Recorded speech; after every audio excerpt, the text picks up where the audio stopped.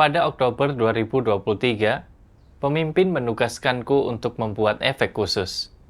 Awalnya, aku hanya mempelajari beberapa pengoperasian dasar yang tidak butuh banyak keterampilan teknis. Setelah mempelajarinya, aku dengan cepat bisa membuat beberapa efek. Untuk dapat membuat efek khusus yang lebih baik dan lebih realistis, aku perlu mempelajari lebih banyak teknik. Namun, aku agak khawatir. Teknik-teknik ini cukup sulit, dan aku tidak yakin mampu mempelajarinya. Kemudian, saat mempelajari tutorialnya, ada beberapa langkah yang saat itu aku ingat, tetapi kemudian lupa lagi. Terkadang, aku tidak memahami poin-poin dalam tutorial, jadi terasa sulit untuk mempelajarinya. Setelah belajar selama beberapa waktu, aku merasa itu terlalu menguras pikiran. Jadi, aku ingin mundur. Saat itu, aku melihat seorang saudara di tim sedang belajar desain grafis. Dan aku berpikir, kenapa pengawas tidak menugaskanku untuk mengerjakan desain grafis? Aku pernah mempelajari ini sebelumnya, sehingga akan lebih mudah bagiku untuk mulai jika aku yang mengerjakannya. Dan dengan begini, aku bisa sedikit lebih santai. Kemudian, aku memberitahukan pikiranku kepada saudara itu. Tetapi dia berkata bahwa tugas efek khusus sedang kekurangan orang. Jadi mereka menyarankan agar aku tetap mempelajari efek khusus. Aku merasa itu masuk akal. Jadi aku memutuskan untuk terus belajar. Setelah 2 atau 3 bulan, aku telah mempelajari beberapa tutorial dan mulai mengerjakan efek khusus yang lebih sulit. Ketika menemui kesulitan, aku tidak mau repot-repot menelitinya, tetapi langsung bertanya kepada saudara yang menjadi rekan kerjaku. Saudara itu dengan sabar menjelaskannya kepadaku, dan masalahnya pun cepat teratasi. Aku berpikir, lain kali kalau ada kesulitan, aku tanya saja rekan kerjaku. Cara ini lebih mudah, dan aku tidak perlu terlalu cemas atau memusingkannya lagi. Setelah itu, aku tidak lagi fokus untuk belajar dan mendalami keterampilan teknis. Dan biasanya, aku hanya membuat beberapa efek khusus yang sederhana, sehingga perkembangan keterampilanku sangatlah lambat. Pada akhir Maret 2024, kami perlu membuat efek khusus yang lebih rumit. Dan aku berpikir, ini bakal merepotkan sekali untuk dibuat. Aku harus berusaha keras untuk mempelajari tutorialnya. Dan aku harus mencari informasi dari berbagai sumber. Dan itu akan melelahkan secara fisik. Sebaiknya, aku serahkan saja pada rekan kerjaku. Kemudian, aku melihat rekan kerjaku telah meningkatkan keterampilan teknisnya dengan membuat efek khusus ini. Sebaliknya, aku tidak membuat kemajuan apapun. Jadi aku merasa sedikit bersalah dan menyesal. Memang, sejak awal, keterampilanku tidak begitu bagus.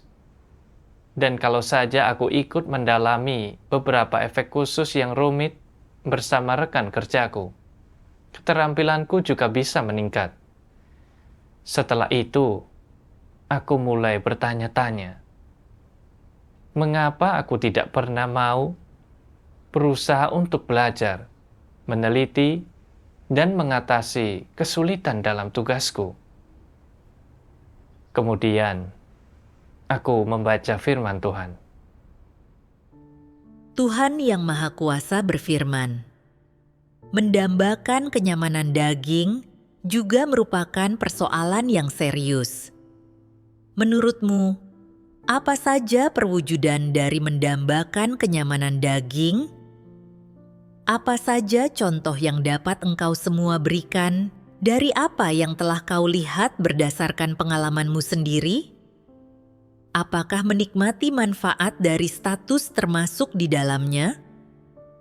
Ya, Ada lagi? memilih tugas yang mudah daripada yang sulit ketika melaksanakan tugas, dan selalu ingin memilih pekerjaan yang ringan. Saat melaksanakan tugas, orang selalu memilih pekerjaan ringan, pekerjaan yang tidak akan melelahkannya, dan yang tidak melibatkan keberanian menghadapi unsur di luar ruangan. Ini berarti memilih pekerjaan yang mudah dan menghindari pekerjaan yang sulit, dan inilah yang terwujud ketika orang mendambakan kenyamanan daging. Apalagi, Selalu mengeluh ketika tugasnya sedikit sulit, sedikit melelahkan ketika harus membayar harga. Sibuk memikirkan makanan dan pakaian, serta kesenangan daging. semua inilah yang terwujud ketika orang mendambakan kenyamanan daging. Ketika orang semacam itu melihat bahwa suatu tugas terlalu melelahkan atau beresiko, mereka melemparkannya kepada orang lain. Mereka sendiri hanya melakukan pekerjaan santai dan berdalih dengan mengatakan bahwa kualitas dirinya buruk, bahwa mereka tidak memiliki kemampuan kerja dan tidak mampu memikul tugas tersebut. Padahal sebenarnya itu karena mereka mendambakan kenyamanan daging. Apapun pekerjaan atau tugas yang mereka lakukan, mereka tidak mau menderita. Selain itu, ketika sedang melaksanakan tugas, mereka selalu mengeluhkan kesulitannya dan sama sekali tidak mau mengerahkan upaya, dan begitu memiliki sedikit waktu luang, langsung beristirahat, mengobrol tanpa tujuan, pergi bersantai dan mencari hiburan. Ketika pekerjaan menjadi lebih sibuk dan merusak ritme serta rutinitas hidup mereka, mereka tidak senang dan tidak puas akan hal itu. Mereka menggerutu dan mengeluh, serta bersikap asal-asalan dalam melaksanakan tugas tersebut. Ini artinya mendambakan kenyamanan daging, bukan? Apakah orang yang menuruti kenyamanan daging cocok untuk melaksanakan tugas? Begitu ada orang yang membahas topik tentang pelaksanaan tugasnya, atau berbicara tentang membayar harga dan mengalami kesukaran, mereka akan terus menggelengkan kepalanya. Mereka memiliki terlalu banyak kesulitan, mereka penuh dengan keluhan, dan dipenuhi hal-hal negatif. Orang-orang semacam itu tidak berguna.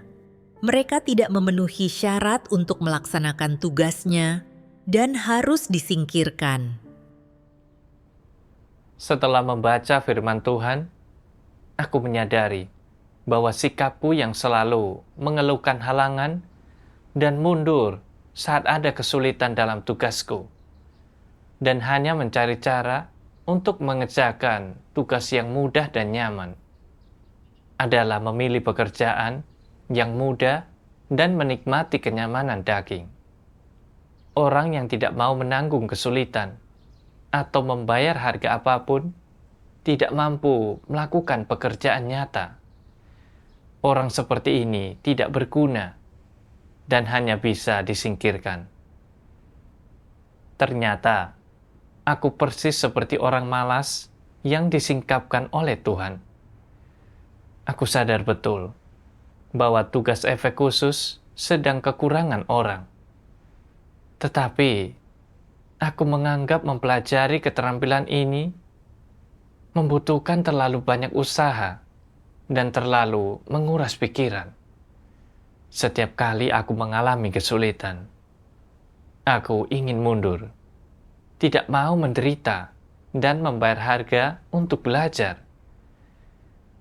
Ketika aku melihat seorang saudara di tim sedang belajar desain grafis, aku berpikir, karena aku memiliki pengalaman di bidang ini dan desain grafis tidak terlalu sulit, aku ingin mengerjakan desain grafis dan menghindari tugas efek khusus. Kemudian, ketika membuat efek khusus yang lebih rumit, setiap kali aku menghadapi masalah teknis yang sulit, aku langsung meminta rekan kerjaku untuk menyelesaikannya. Aku tidak mau berinisiatif untuk belajar atau meneliti secara mendalam, yang mengakibatkan perkembangan keterampilanku sangatlah lambat. Aku memilih untuk melakukan tugas yang lebih mudah, hanya ingin melakukan tugas yang sederhana dan gampang, yang tidak memerlukan banyak pikiran atau tenaga. Setiap kali aku menghadapi kesulitan, aku ingin meninggalkan tugasku, tanpa niat sedikit pun untuk mengatasi tantangan dan memuaskan Tuhan.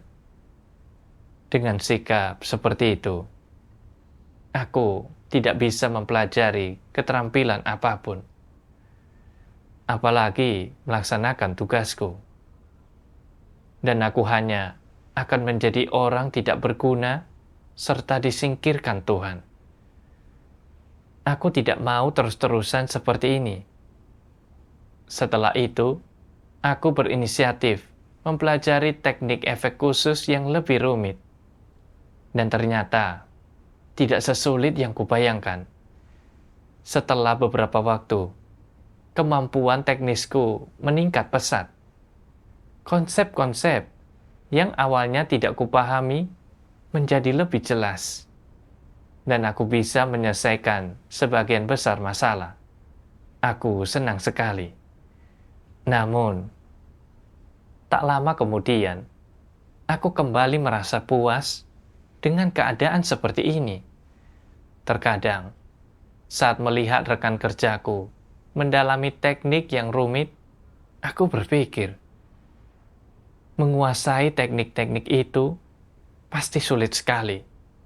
Dan semua kode asing itu membuatku pusing.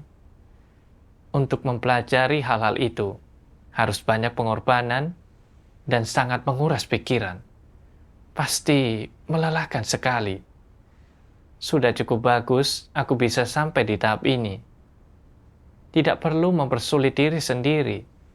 Biar saja rekan kerjaku yang meneliti teknik-teknik sulit itu. Aku kerjakan saja apa yang aku mampu. Rekan kerjaku bertanya, apa aku mau mempelajari teknik yang lebih sulit? Secara lisan ku jawab mau, dan berkata akan kupelajari saat ada waktu. Tetapi kenyataannya, aku tidak pernah mempelajarinya. Suatu kali, dia melihatku masih mempelajari rangkaian tutorial yang sama seperti sebelumnya, dan berkata, "Kau sudah melaksanakan tugas ini selama 8 atau 9 bulan. Kenapa masih juga belum selesai mempelajari rangkaian ini?" Kata-katanya menusuk, tetapi dia benar. Seharusnya, kalau aku mempelajari rangkaian tutorial ini dengan benar, aku bisa menyelesaikannya dalam 3 atau 4 bulan. Tetapi, aku tidak lagi fokus mempelajarinya dengan serius. Setelah menguasai beberapa teknik, jadi sampai sekarang aku belum selesai mempelajarinya. Bagaimana aku bisa maju kalau begini terus? Ketika melihat bahwa sikapku terus seperti ini terhadap tugasku, aku menjadi sangat sedih.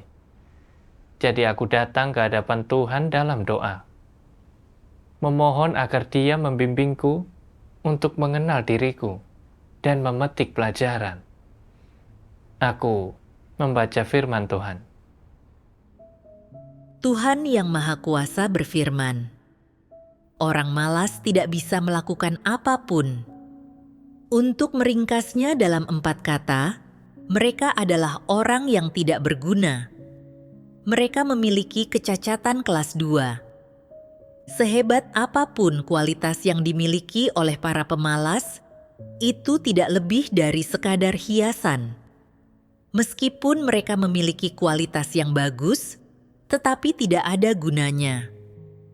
Mereka terlalu malas, mereka tahu apa yang harus mereka lakukan, tetapi mereka tidak melakukannya, dan bahkan sekalipun mereka tahu ada sesuatu yang menjadi masalah, mereka tidak mencari kebenaran untuk menyelesaikannya, dan meskipun mereka tahu kesulitan apa yang harus mereka tanggung agar pekerjaan menjadi efektif, mereka tidak mau menanggung kesulitan yang berharga ini, jadi mereka tidak memperoleh kebenaran apapun, dan mereka tidak dapat melakukan pekerjaan nyata apapun.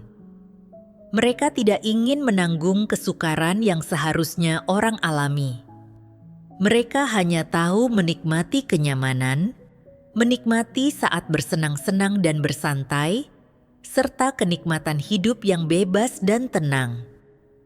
Bukankah mereka tidak berguna? Orang yang tidak mampu menanggung kesukaran tidak layak untuk hidup. Mereka yang selalu menjalani hidup sebagai parasit adalah orang-orang yang tidak berhati nurani atau tidak bernalar. Mereka adalah binatang buas, dan orang-orang seperti itu bahkan tidak layak untuk berjerih payah. Karena mereka tidak mampu menanggung kesukaran, bahkan ketika mereka berjerih payah, mereka tidak mampu melakukannya dengan benar, dan jika mereka ingin memperoleh kebenaran, bahkan harapan untuk itu makin kecil. Seseorang yang tidak mampu menderita dan tidak mencintai kebenaran adalah orang yang tidak berguna. Mereka tidak memenuhi syarat bahkan untuk berjerih payah. Mereka adalah binatang buas, tanpa sedikit pun kemanusiaan. Orang-orang seperti itu harus disingkirkan. Hanya ini yang sesuai dengan maksud Tuhan. Tuhan menyingkapkan bahwa orang malas itu tidak berguna, seperti parasit, dan tidak punya kemanusiaan. Dan Tuhan sangat membenci, serta menolak orang seperti itu. Sambil menghayati firman Tuhan, aku merenungkan perilakuku dalam tugasku. Aku menganggap kesulitan itu merepotkan, mundur saat menghadapi kesukaran, dan tidak mau menderita sedikit pun. Saat melihat rekan kerjaku belajar dan mendalami teknik baru, aku merasa teknik-teknik itu terlalu sulit dan merepotkan. Jadi aku tidak mau mempelajarinya. Aku pikir, dengan kemampuanku yang sekarang ini sudah cukup bagus. Jadi orang lain tidak seharusnya menuntut terlalu tinggi dariku. Aku benar-benar tak bisa diharapkan. Meskipun kelihatannya sedang melaksanakan tugas, aku tidak berusaha meningkatkan kemampuanku dan tidak mendalami teknik baru. Yang berarti, aku tidak bisa membuat efek yang rumit.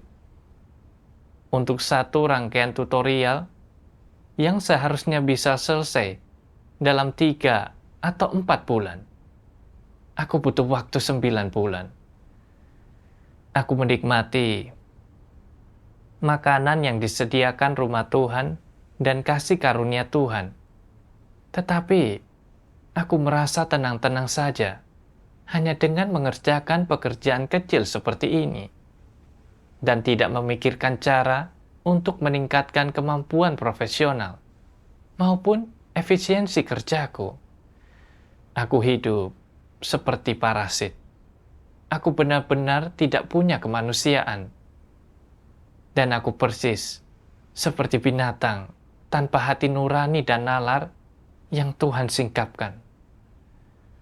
Kalau saja aku berusaha untuk belajar, kemampuanku pasti akan jauh lebih baik dari sekarang.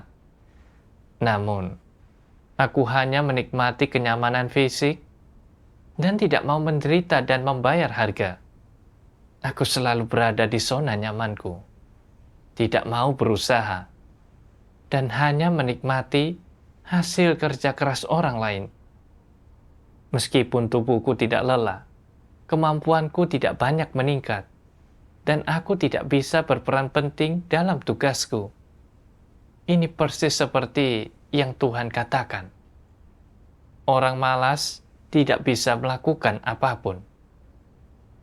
Caraku melaksanakan tugas bukanlah cara yang cerdas, melainkan bodoh. Kemudian, aku membaca firman Tuhan. Tuhan Yang Maha Kuasa berfirman, "Ada orang-orang yang terlihat tunduk dalam melaksanakan tugas mereka, mengerjakan apapun yang diatur oleh yang di atas. Namun ketika ditanya, 'Apakah kau melaksanakan tugasmu dengan sikap asal-asalan? Apakah kau melaksanakannya berdasarkan prinsip?' Mereka tidak dapat memberikan jawaban yang pasti dan hanya berkata, 'Aku melakukan seperti yang diperintahkan oleh yang di atas,' dan tidak berani bertindak sembarangan dengan berbuat buruk. Ketika ditanya apakah mereka telah memenuhi tanggung jawabnya, mereka berkata, 'Pokoknya, aku melakukan apa yang seharusnya kulakukan.' Lihat, mereka selalu memiliki sikap seperti ini ketika melaksanakan tugasnya. Mereka tidak tergesa-gesa, melakukan segala sesuatunya dengan lambat dan setengah hati. Engkau benar-benar tidak dapat menemukan kesalahan pada diri mereka, tetapi jika engkau mengukur pelaksanaan tugas mereka berdasarkan prinsip-prinsip kebenaran, pelaksanaan tugas mereka tidak efisien dan tidak memenuhi standar. Namun, mereka tidak peduli. Mereka terus bertindak seperti sebelumnya, dan mereka tetap tidak berinisiatif melakukan hal-hal yang seharusnya mereka lakukan. Mereka tidak berubah sama sekali. Bukankah mereka bersikap keras kepala dengan tidak tahu malu? Mereka selalu mempertahankan sikap ini. Engkau mungkin punya 1000 rencana cemerlang, tetapi aku punya seperangkat aturanku sendiri. Beginilah aku. Lihat saja apa yang bisa kau lakukan terhadapku. Inilah sikapku. Mereka belum melakukan apapun yang sangat licik atau jahat, tetapi perbuatan baik yang mereka lakukan juga tidak banyak. Menurutmu, jalan apa yang sedang mereka tempuh? Apakah sikap seperti ini terhadap kepercayaan kepada Tuhan dan tugas mereka adalah sikap yang baik?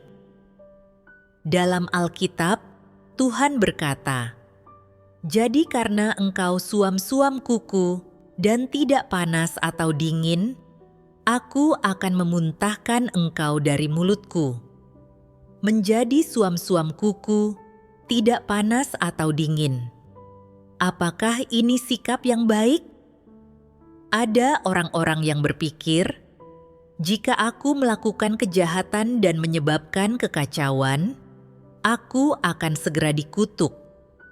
Namun, jika aku melakukan segala sesuatu secara positif dan proaktif, aku akan menjadi lelah. Dan jika aku melakukan kesalahan ketika melakukan sesuatu, aku mungkin akan dipangkas, atau bahkan mungkin aku akan diberhentikan, dan itu akan sangat memalukan. Jadi, aku tetap bersikap suam-suam kuku, tidak panas atau dingin. Apapun yang kau minta untuk kulakukan, aku akan melakukannya. Namun, jika kau tidak memintaku untuk melakukan sesuatu, aku tidak akan ikut campur. Dengan demikian, aku tidak akan menjadi lelah, Dan terlebih lagi, orang-orang tidak akan dapat menemukan kesalahan pada diriku. Pendekatan ini hebat. Apakah cara berperilaku seperti ini baik? Tidak. Engkau tahu bahwa itu tidak baik, jadi bagaimana seharusnya penerapanmu berubah? Jika engkau tidak pernah berusaha menempuh jalan mengejar kebenaran dan tetap bersikeras hidup berdasarkan falsafah iblis, dapat dipastikan tidak ada harapan bagimu untuk memperoleh keselamatan. Tuhan menyingkapkan bahwa ada orang yang hanya melakukan pekerjaan dangkal dalam tugasnya dan tidak melaksanakan tanggung jawab mereka secara proaktif. Ini berarti melaksanakan tugas mereka secara asal-asalan, suam-suam kuku, dan orang-orang ini pada akhirnya akan disingkirkan oleh Tuhan. Aku merasa keadaanku sangat berbahaya. Aku tidak memiliki sikap yang aktif dan proaktif dalam tugasku. Aku bekerja hanya mengikuti rutinitas, tidak panas maupun dingin. Dan aku merasa puas selama dari luar semua tampak baik-baik saja. Dan aku bisa melewatinya tanpa menimbulkan gangguan atau kekacauan. Kemajuanku dalam tugas sangat sedikit. Aku hanya mengerjakan tugas-tugas sederhana dengan asal-asalan, dengan melaksanakan tugasku secara suam-suam kuku. Aku bersikap keras kepala tanpa merasa malu, persis seperti yang Tuhan singkapkan. Aku tidak mau menderita secara fisik, dan hanya ingin berusaha sedikit saja agar dalam kesudahanku nanti aku tidak binasa. Aku bisa menipu diriku sendiri, tetapi tidak bisa menipu Tuhan. Dan jika aku tidak bertobat, pada akhirnya aku akan disingkirkan. Setelah itu, aku merenung, mengapa aku begitu malas? Dan mengapa aku begitu menikmati kenyamanan? Apa akar masalahnya? Kemudian, aku membaca firman Tuhan. Tuhan yang Maha Kuasa berfirman, selama bertahun-tahun, pemikiran yang diandalkan oleh orang-orang untuk bertahan hidup telah menggerogoti hati mereka hingga mencapai titik di mana mereka menjadi orang-orang yang licik, pengecut dan tercela. Mereka bukan saja tidak memiliki ketetapan hati atau tekad, tetapi mereka juga telah menjadi serakah, congkak, dan semaunya. Mereka sama sekali tidak memiliki tekad untuk melampaui diri sendiri, dan terlebih lagi, tidak memiliki sedikit pun keberanian untuk melepaskan diri dari kekangan pengaruh kegelapan ini. Pemikiran dan kehidupan orang begitu busuk, sehingga perspektif mereka tentang percaya kepada Tuhan tetaplah sangat menjijikkan dan bahkan benar-benar memuakan untuk didengar. Orang-orang semuanya pengecut, tidak berdaya, tercela, dan rapuh. Mereka tidak merasa jijik terhadap kekuatan kegelapan, dan mereka tidak merasakan cinta akan terang dan kebenaran.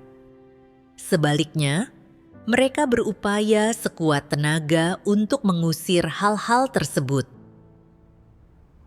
Setelah dirusak oleh iblis, orang hidup menurut racun iblis seperti hidup hanyalah tentang makan enak dan berpakaian bagus. Hidup ini singkat, jadi nikmatilah selagi bisa, dan rawatlah dirimu dengan baik. Mereka menjadikan pengejaran kenikmatan daging sebagai tujuan mereka. Mereka berpikir bahwa hidup yang mudah dan tanpa beban adalah kebahagiaan, dan itulah artinya menikmati hidup. Jadi, apapun yang mereka lakukan, mereka tidak mau menderita atau membayar harga. Kalau diingat-ingat, ketika aku bekerja di kota kecil dengan tempo kehidupan yang lebih lambat. Pekerjaannya relatif mudah, dan aku menikmati kehidupan yang santai dan tidak terburu-buru seperti itu. Meskipun gajinya agak rendah, aku tidak peduli. Aku merasa selama bisa mengirit, semua akan baik-baik saja.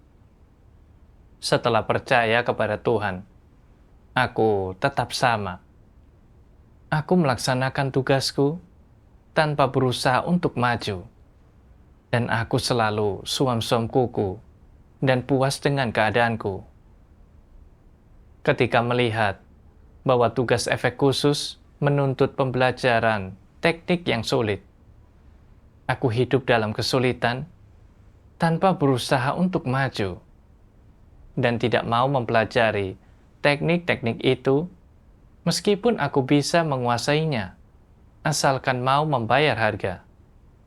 Aku hanya puas dengan berjalan di tempat dan mempertahankan keadaanku. Dan aku tidak punya keinginan untuk memuaskan atau memikirkan Tuhan. Tuhan memberiku kasih karunia berupa kesempatan untuk melaksanakan tugas. Dengan maksud agar dalam pelaksanaan tugasku, aku akan mengejar kebenaran, membuang watak rusakku, dan melaksanakan tugasku dengan baik.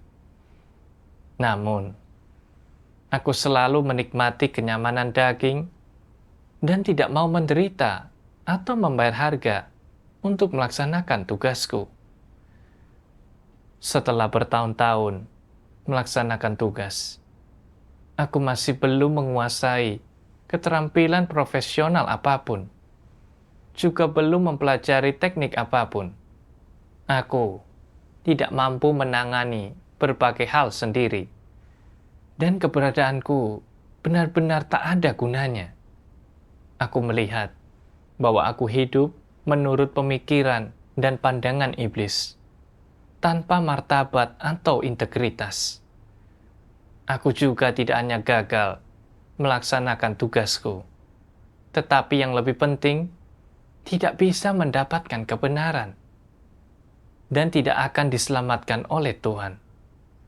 Racun iblis adalah hal-hal negatif yang menyesatkan orang, menyebabkan mereka jatuh ke dalam kebejatan. Aku tidak mau hidup seperti ini lagi. Aku berdoa kepada Tuhan, bersedia untuk mengubah sikapku terhadap tugasku, memberontak terhadap dagingku, dan melaksanakan tugasku dengan sepenuh hati. Kemudian, aku membaca satu bagian firman Tuhan tentang bagaimana Nuh memperlakukan amanat Tuhan, dan aku menemukan beberapa jalan penerapan.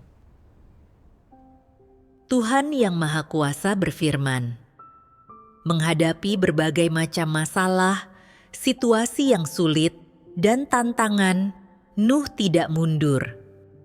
Ketika beberapa tugas teknisnya yang lebih sulit seringkali gagal dan mengalami kerusakan, meskipun Nuh merasa sedih dan cemas di dalam hatinya, ketika dia merenungkan firman Tuhan, ketika dia mengingat setiap firman yang Tuhan perintahkan kepadanya, dan peninggian Tuhan terhadap dirinya, dia seringkali merasa sangat termotivasi. Aku tidak boleh menyerah, aku tidak boleh membuang apa yang Tuhan perintahkan dan percayakan untuk kulakukan. Ini adalah amanat Tuhan, dan karena aku menerimanya, karena aku mendengar firman yang diucapkan oleh Tuhan dan suara Tuhan, dan karena aku menerima amanat ini dari Tuhan, aku harus tunduk secara mutlak. Itulah yang seharusnya dicapai oleh seorang manusia. Jadi, apapun jenis kesulitan yang dia hadapi, apapun ejekan atau fitnah yang dia hadapi, betapapun lelah tubuhnya, betapapun letihnya, dia tidak meninggalkan apa yang telah dipercayakan oleh Tuhan kepadanya, dan selalu mengingat setiap kata yang telah Tuhan katakan dan perintahkan.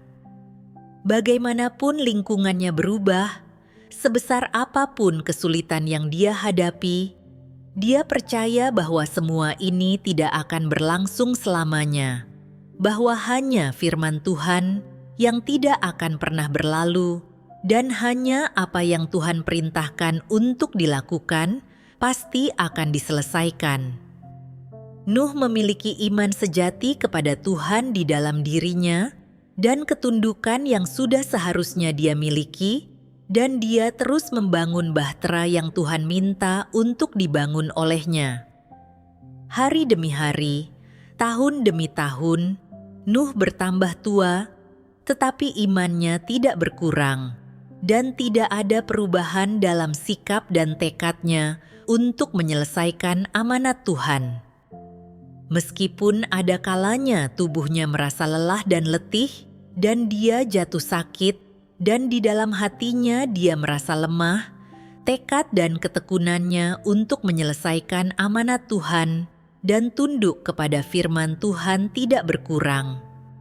Selama bertahun-tahun Nuh membangun bahtera, Nuh berlatih untuk mendengarkan dan tunduk kepada firman yang telah Tuhan ucapkan, dan dia juga menerapkan kebenaran penting sebagai makhluk ciptaan dan manusia biasa yang perlu menyelesaikan amanat Tuhan. Ketika memikirkannya, sebesar apapun kesulitan yang Nuh hadapi dalam membangun bahtera, dia tidak pernah mengeluh apalagi mundur. Dia tidak pernah melupakan amanat Tuhan, bertahan selama 120 tahun, dan akhirnya menyelesaikan bahtera itu menggenapi amanat Tuhan. Keteguhan hati dan kegigihan Nuh untuk menyelesaikan amanat Tuhan dan tunduk pada firman Tuhan mendapatkan perkenanan Tuhan. Lalu, aku melihat diriku lagi. Saat menghadapi kesulitan kecil dalam tugasku, aku ingin mundur. Dan aku tidak punya tekad untuk menderita serta membayar harga, maupun keinginan untuk melaksanakan tugasku dengan baik demi memuaskan Tuhan. Padahal, aku punya tutorial yang sudah jadi untuk mempelajari tekniknya, dan juga bisa bertanya pada rekan kerjaku. Jadi bukannya aku tidak mampu mempelajari hal-hal ini, tetapi karena aku harus menderita dan membayar harga, aku tidak mau belajar.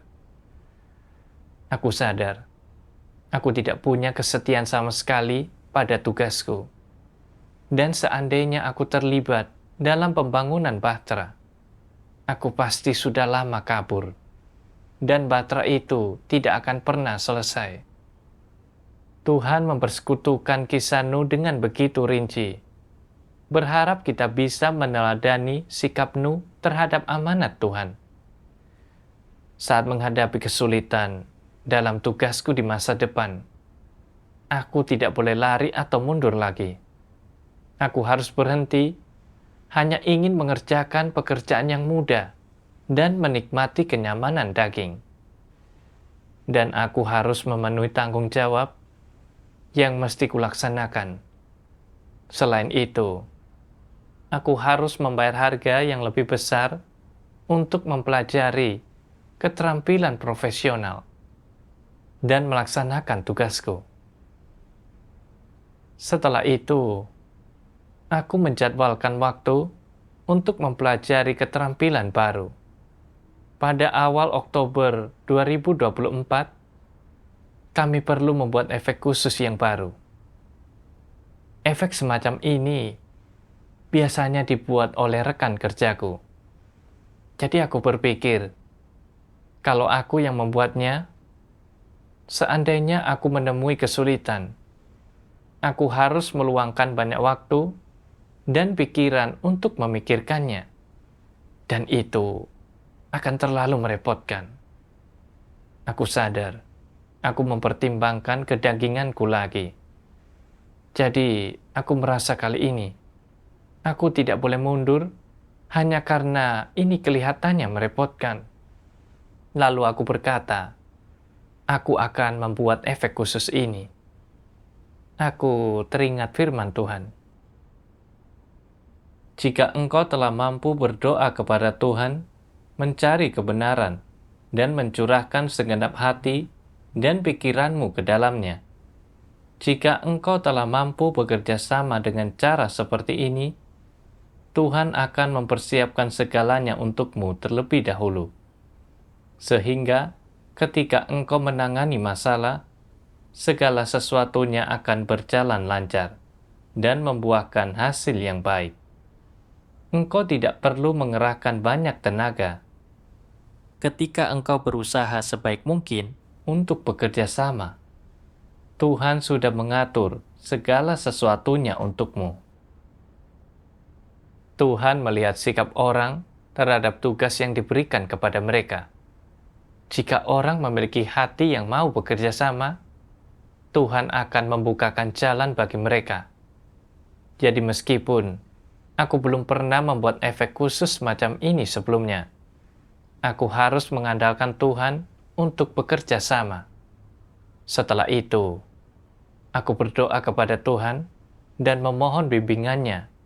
Dan sambil bekerja, aku mencari informasi dan dengan cepat mendapatkan beberapa ide.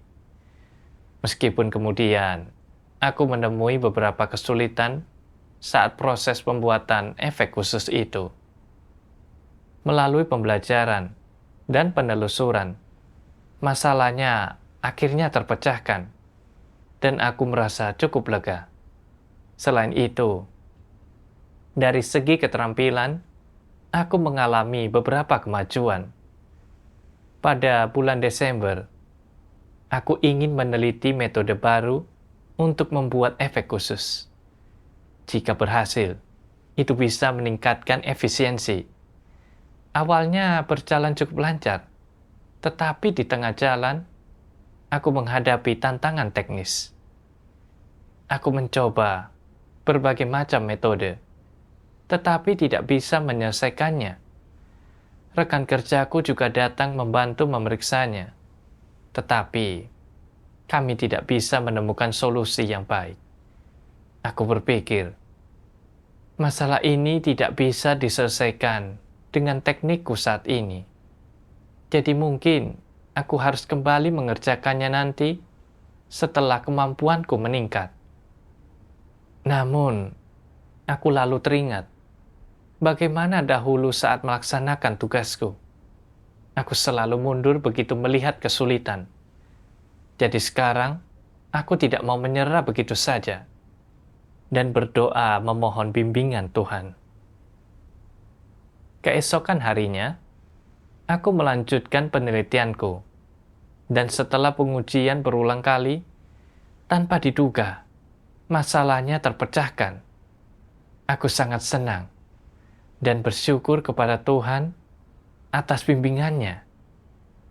Aku menyadari bahwa jika kita mencurahkan hati pada tugas kita dan membayar harga, kita akan dapat melaksanakan tugas kita dengan baik. Dan selama kita bersedia bekerja sama dengan Tuhan, Tuhan akan membimbing kita. Sekarang, aku masih memiliki banyak kekurangan dalam keterampilan teknisku, dan aku sudah mulai mempelajari teknik yang lebih sulit. Saat mempelajari teknik baru, aku tidak lagi terpaku pada kesulitannya, melainkan melalui berdoa dan mengandalkan Tuhan untuk melaksanakan tugasku. Aku merasa melaksanakan tugas dengan bimbingan Tuhan seperti ini sungguh luar biasa. Syukur kepada Tuhan.